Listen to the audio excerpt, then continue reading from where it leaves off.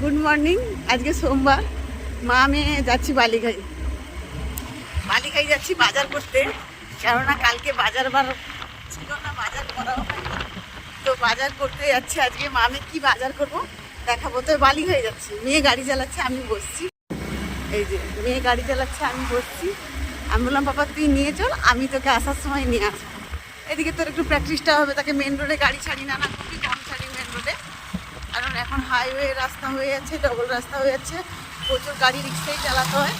সেই জন্য গাড়ি ছাড়ি না। তাও আজকে বললাম তুই চল।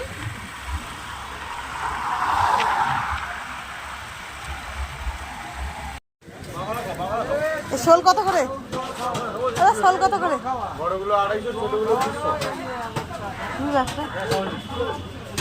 বাবা জ্যান্ত রেখে দিলে থাকবে, ঘরে জ্যান্ত রাখলে থাকবে।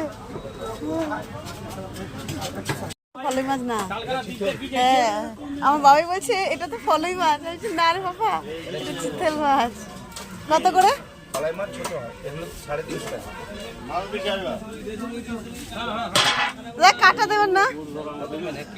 এ মা 500 টাকা নিয়ে দিত।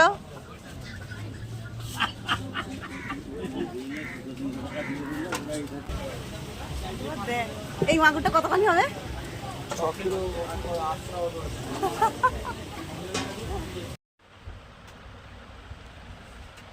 বালি হয়ে গেছিলাম যে এই মাছগুলো নিয়ে এসেছি।